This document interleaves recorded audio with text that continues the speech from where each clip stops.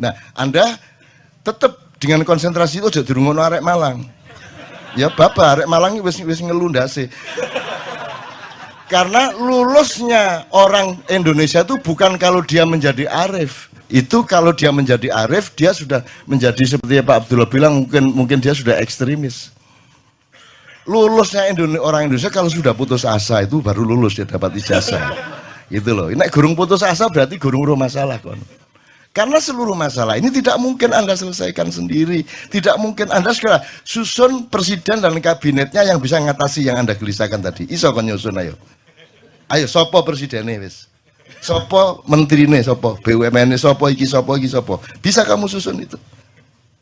Temukan mutiara-mutiara Indonesia. Bisa nggak kamu susun? Sama-sama. Sama-sama itu sopo, harus jelas menterinya siapa. Bisa nggak kamu temukan sekarang? Maksudnya kita susun bersama-sama. Nah, artinya kamu sendiri nggak punya konsep tentang kabinet yang itu. Yang gue iki kon. Ya, sekarang gini aja, man yu alikul jaros. Semua kamu keluhkan bener. Kata temen si Dodi Setiawan tadi mengatakan, wes seru aku wes iki wes gendeng kabeh iki wes ngono ya. Oke. Kan harus kita atasi apa saja dan siapa saja yang diperlukan to solve the problem. Ya, kan tidak bisa toh hari ini bisa? Ada kemungkinan nggak hari ini? Nggak ada. Bulan depan? Tahun depan? 3 tahun lagi? Nah, iya belum toh. Belum bisa terjadi karena persyaratannya tidak kita identifikasi. Persyaratannya satu siapa? Mutiara apa kerikil yang kamu taruh sebagai pemimpin? Kan gitu. Bagaimana ada mekanisme politik yang memungkinkan mutiara di tempat mutiara, kerikil di tempat kerikil. Dan belum ada mekanisme demokrasi yang seperti itu. Satu. Nomor 2, apa yang dibutuhkan setelah siapa? Apa itu? Menurut kamu ini negara apa bukan? Ini NKRI ini. Kalau lihat prakteknya. Ngaku aja. Anak perusahaan. It's not state at all. Not even corporate. Mikir kita dol nek gak gawe. Not even corporation. Tapi only dia anak perusahaan. Tool of global and big corporation. Ya, betul. Jadi bukan negara, bahkan bukan hanya bukan perusahaan, bahkan dia hanya anak perusahaan, gitu ya. Betul. Nah, sudah selesai sekarang. Jadi kamu juga jangan terlalu masuk hati itu mengeluh itu. Oh jelas bukan negara kok kamu bersemangat ini harus kita. Ya apa ngancane anak perusahaan ini cabang tuh Amerika cabang Indonesia, kan gitu kan. Serius? Iya, di dalam koordinasi Singapura, terus nanti di kavalerinya Israel, Arab juga ikut, terus pembiayaannya Bank Dunia. Ya, Bank Dunia dan sistemnya syariatnya harus syariat Bank Dunia kan gitu kan? Iya. Bahkan kalau ada bank apa syariat, itu benar apa syariat Islam? Kalau kamu masuk ke bank syariat, terus kamu tidak menemukan Islam di sana, yang salah kamu apa mereka? Yang salah kamu, karena kan dia tidak bilang bank syariat Islam, bank syariat loh. Ya, syariat itu yang penting aturan ya ta? Ya aturannya sakarepe sing duwe bank. Lah kok kon nuntut Islam? Goblok kon. Ya salahmu dhewe. Karena kamu terkena stigma bahwa kalau bahasa Arab mesti Islam. Goblok itu jenenge. Gitu loh, satu. Wes, ini soal bank. Saya tanya, siapa jenenge Adi ya? Ardi. Kalau ada orang Islam masuk Kristen, dia kan menjadi Kristen. Atau dia masih Islam juga? Ada orang Islam masuk Kristen. Atau orang Kristen masuk Islam terserah. Pokoknya kalau orang sudah menjadi Kristen atau sudah menjadi Islam, dia masih Kristen atau tidak? Pernah. Kemarin Kristen, sekarang Islam, atau kemarin Islam, sekarang Kristen, gitu kan? Iya. Karena masalah prinsip. Sekarang saya tanya, perbankan itu masalah prinsip atau bukan? Bukan. Loh, komersial itu enggak prinsip. Loh, 4 dikurangi 3 boleh sama dengan 5 itu enggak prinsip. Matematik itu prinsip atau bukan? Matematik itu ilmu paling suci. Ilmu pasti itu kesucian. Karena tidak ada opini di situ. Tidak ada tafsir, tidak ada ijtihad dalam matematika. Nek papat ping papat 16 titik. Titik. Bah disogok wedokan piro. Ya. Tolong, matematika itu ilmu paling suci di dia itu tajalli. Tajallinya Allah. Ya. Itu matematika. Itu ya, teman ya. Jadi saya kembalikan ke pertanyaan kepada Anda tadi. Ya, syariat. Sekarang ini orang nyun sewu ini yang pegawai bank syariat ya. Dan dakwah terusin saja wong darurat kok. Darurat itu enggak masalah. Atau kalau waktu di Boyolali saya tanya gini, Bapak, Ibu-ibu ngertos bedanya tayamum kali wudu? Ngertos. Tahu bedanya wudu sama tayamum? Di sini tahu semua ya. Oke. Kalau wudu itu pakai air, kalau tayamum kenapa kok pakai debu? Kenapa tidak ada air? Bisa karena airnya kotor, bisa karena airnya dicuri orang, bisa karena tidak ada air, PDAM-nya nggak jalan, dan seterusnya. Kemungkinannya banyak, dan itu bisa diterjemahkan ke kasus-kasus nasional. Sekarang pertanyaannya sederhana, ini negaramu ini negara wudu apa tayamum? Nah, jelas kan masalahnya? Jelas masalahnya? Oke. Ya. Jadi kalau kamu itu ngomongin macam-macam tadi, kamu harus ingat bahwa ini tayamum iki. Nah, jadi sekarang di Boyolali, di Boyolali dan Salatiga itu sudah jadi idiom rakyat. Oh, siku lurah tayamum itu. Gitu. Ya mudah tuh Mas, mudah tuh Mas. Nah, cita-cita kita adalah bikin negara wudu beneran, dengan air beneran, kesucian beneran. Jelas ya? Gitu loh. KC ini, Maiyah ini adalah untuk transformasi supaya kita bisa benar-benar menjadi manusia wudu. Karena kita tayamum terus. Karena debunya kita masih kena narkoba, kena tai, kena segala macam ya. Gitu loh, ya. Ya, oke. Jadi kembali ke bank. Berarti bank itu prinsip enggak? Kenapa bank mandiri upamanya kok bikin bank syariat mandiri? Karena ada yang tidak benar menurut mereka di bank mandiri konvensional sehingga mereka bikin yang lebih benar ya? Kira-kira gitu. Loh kalau enggak ngapain bikin bank syariat kalau enggak prinsipil? Loh kudune kan kalau memang bikin itu kan karena ada prinsip yang lebih benar. Makanya saya tanya kalau orang Islam sudah masuk Kristen, dia sudah Kristen apa sudah Kristen tapi masih Islam? Lagi apa? Bank mandiri ki wis syariat ta gorong? Belum loh, sudah ada syariat gitu kok. Enggak, itu prinsip juga, Cak. Nah, itu prinsip. Kalau prinsip, kalau memang sudah bikin bank syariat, yang lama bubar. Nah, prinsipnya bukan di syariatnya ternyata. Oh prinsipnya mencari nasabah baru. Jadi ternyata syariat itu hanya alat ekonomi dan kapitalisme untuk mencari nasabah baru, memperluas pasar. Itu kan yang kamu maksud tadi. Ya kalau gitu jangan sebut syariat toh. Entek kata-kata apik ndek donya iki. Syariat wis digawe, ya toh. Saiki ana lomba perkutut akbar. Ono yo. Ya apa iki entek kabeh. Habis kata-kata yang baik ini. Ben ada wali, ada dewa, habis semua nih. Ya, apalagi? Saya tuh betul-betul ingin penuntasan kegilaan. Mbok nek gendengku temenan aja setengah-setengah. Masa belum ada. Iya, misalnya TV ini kan belum lengkap, belum ada apa? Kalau misalnya RC itu RCTI apa toh? Raja Wali Cita apa gitu. Kalau misalnya pesawat kan Air Asia atau Lion Air. Mbok sekarang tuh bikin Jibril Air. Mbok ada Muhammad Band. Rasulullah Band. Gitu. Mbok bikin perusahaan Allah Subhanahu wa taala.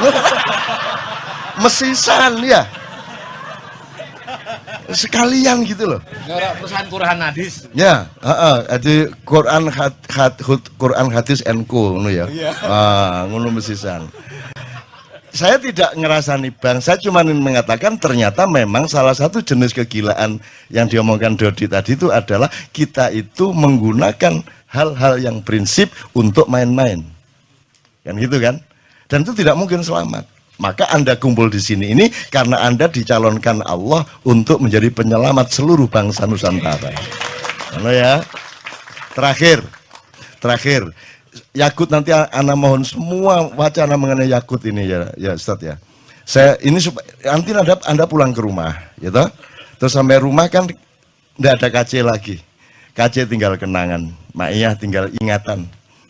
Anda kembali ke masalahmu masing-masing dengan kegelisahanmu, dengan kegalauanmu masing-masing, ketap-ketip, ya toh? Ngiler melongo ya toh, gelisah, waduh iki kok ya apa, ini gimana, ini belum saya bayar, waduh nanti di kerjaan begini, kan gitu. Anda kembali ke masalah masing-masing. Aku bertanya, siapa yang memperhatikan bahwa engkau sedang galau?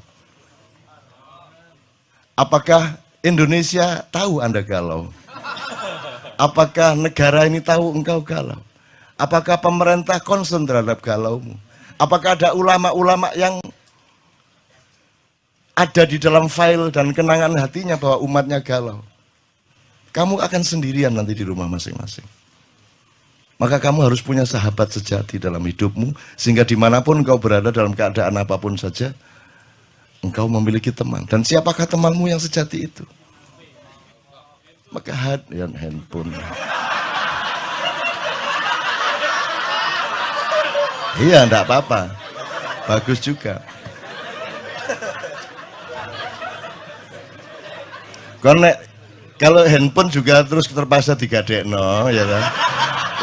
Tak kasih saran mudo kon ndek kamar iki.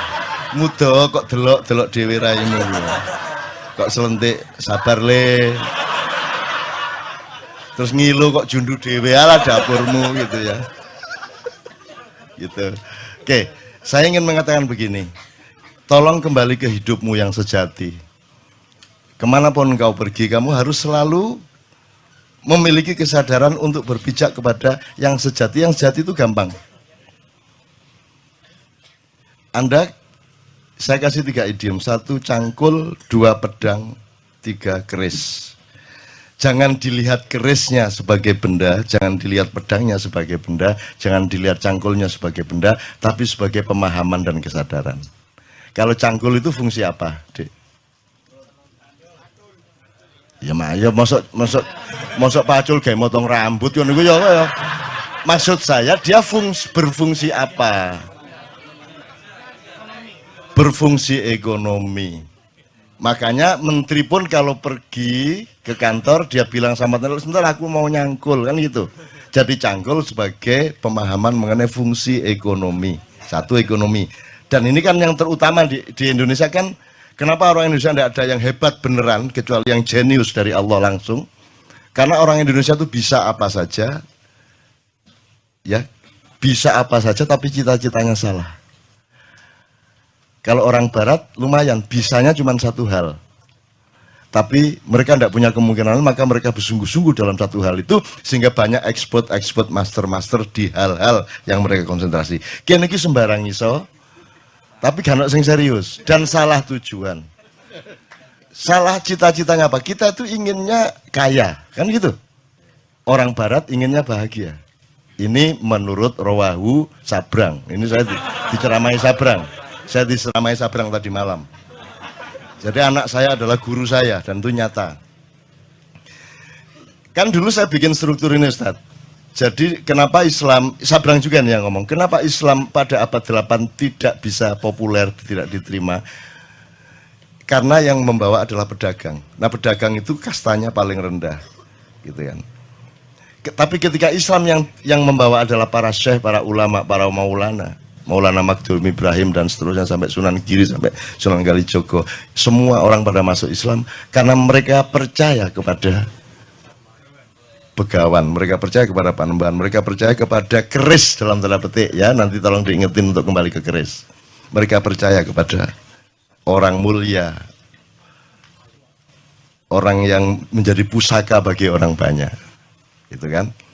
Kemudian sekarang kita terbalik 180 derajat. Yang paling kita utamakan adalah kaya, di bawahnya berkuasa, berkuasa pun untuk kaya. di bawahnya lagi pinter, pinter pun untuk ikut berkuasa supaya kaya. Nomor 4 kuat. Kuat itu punya kekuatan, punya akses, punya kesaktian, punya apa. Itu pun untuk supaya dia ikut berkuasa supaya kaya lagi. Jadi cita-cita kaya.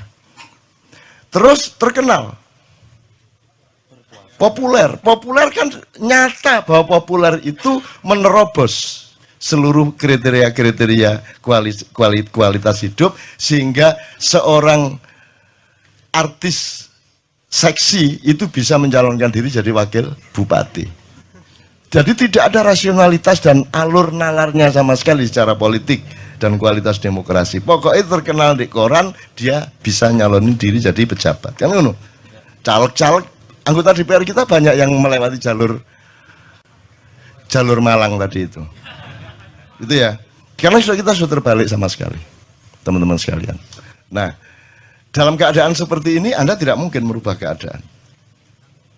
Maka kita harus menciptakan manusia baru. Nah, manusia baru ini saya kasih idiom tadi, keris, pedang, cangkul. Cangkul udah kita tahu fungsi ekonomi.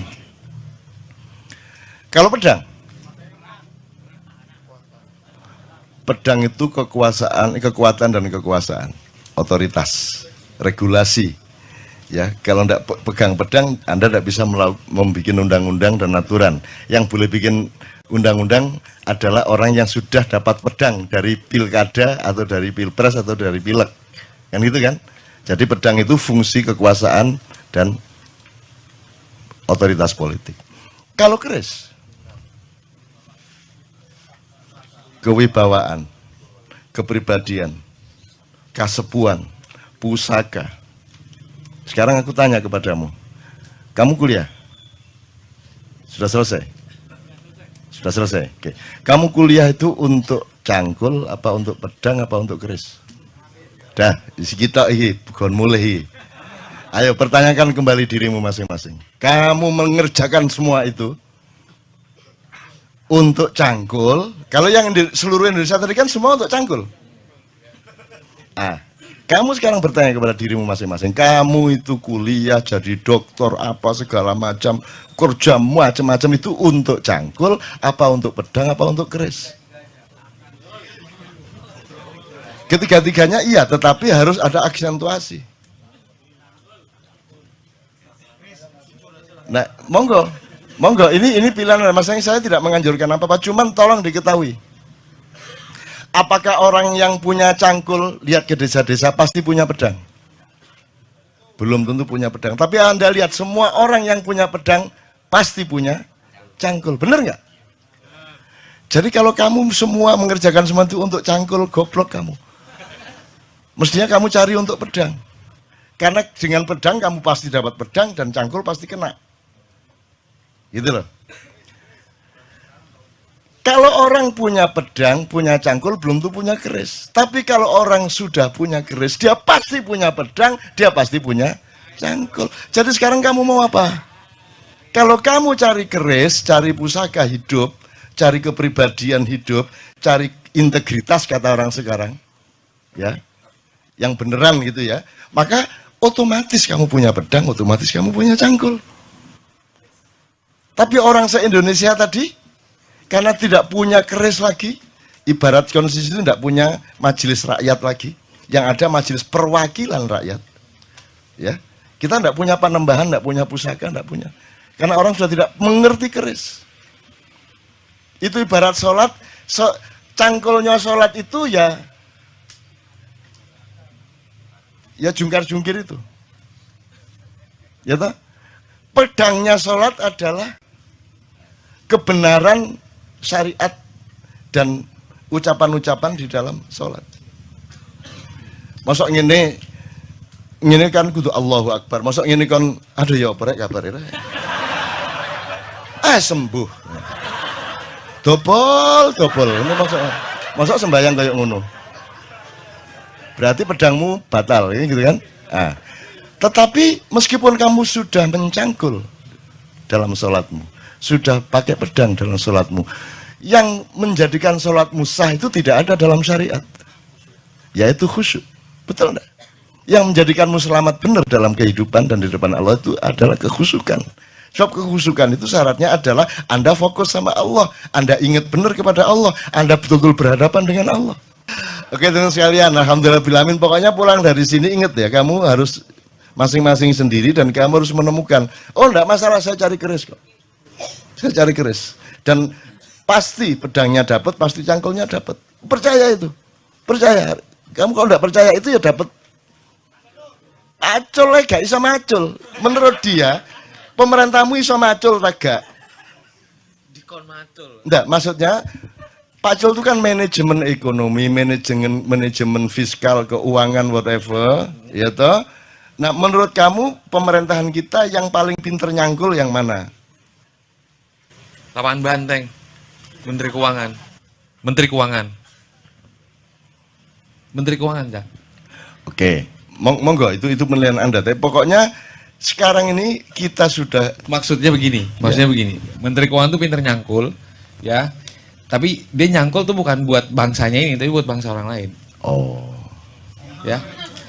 Dan sayangnya dia nggak nyangka kalau dia itu adalah pekerja rodi gitu. Pada prinsipnya gitu ya.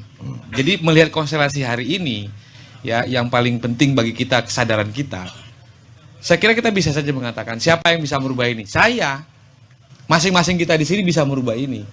Tapi kemudian pemetaan masalahnya kan jadi harus jelas. Hari ini tadi Cak Nun cerita apa hostage syndrome. Ya. Di mana orang yang sudah tersandra tidak menyadari kalau dia tengah tersandra. Bahkan dia mencintai yang penyandera. Bahkan dia mencintai orang yang menyandranya.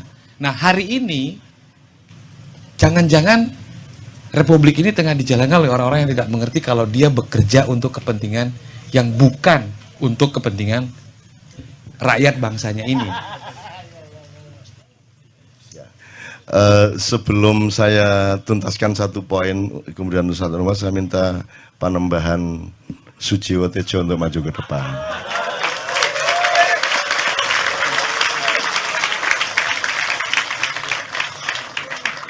Oke, sebelum di puncak Ustaz Nur Somad dan Mas Jiwo Tejo, saya tanya sama Mas Ardi satu lagi.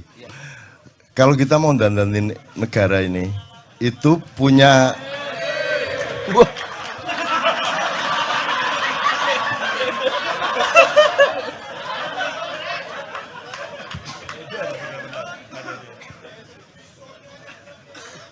Oke.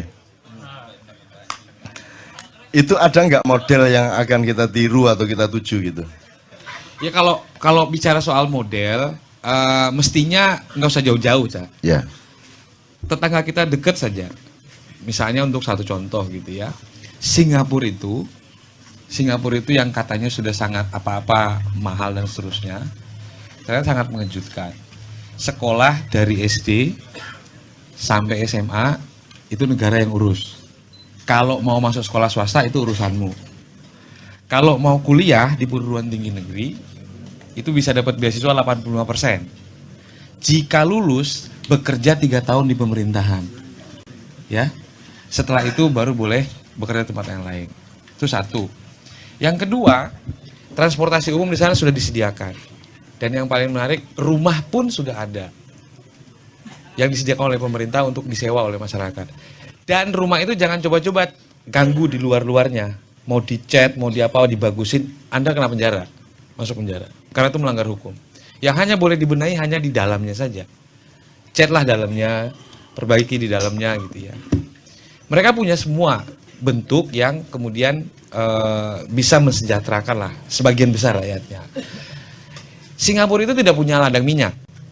Tapi mereka punya 12 kilang refinery, Cak. Oleh karena itu, semua minyak mentah yang di Indonesia ini jangan-jangan parkir di sana. Lalu jadi BBM, baru diimpor lagi ke sini. Ya.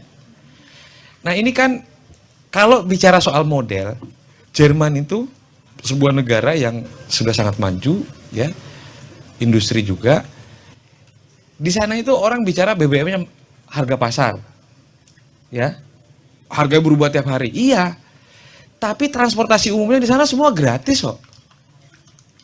Sekolah semua gratis. Bahkan sampai perguruan tinggi. Berobat, teman saya dapat beasiswa ke sana. Ada asuransinya. pulang ke Indonesia, dirawat di sini, sampai di sana diganti sama asuransi yang orang ikut pendidikan beasiswa di sana. Artinya modelnya itu ada. Alatnya di mana, Cak? Jagain APBN kita, Cak. APBN kita itu kan mengelola. Maksudnya saya disuruh jagain APBN itu. Jadi gini.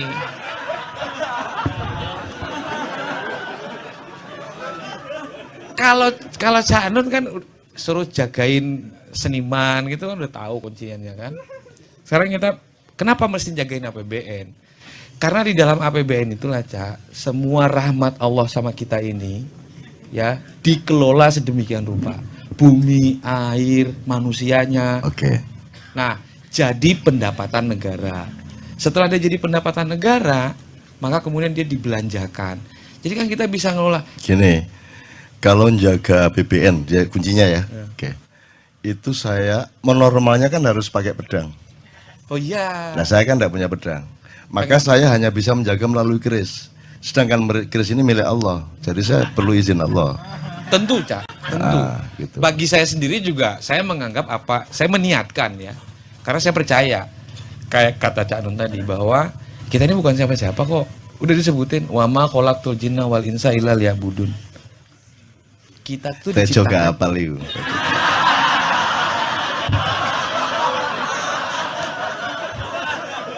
Iya, pegangan saya cuma itu, bahwa saya niatkan bahwa karena sudah disebut bahwa tidak kuciptakan jin dan manusia kecuali hanya untuk mengabdi kepadaku semata. Oh, kita ini abdi loh. Selesai kita bersahadat, percaya rukun Islam, rukun iman, ya itu. Sip Ardi. Gini, saya ini kan semua teman-teman ini bukan keranjang yang kita masuki bahan-bahan. Mereka ini kan mesin pengolah. Nanti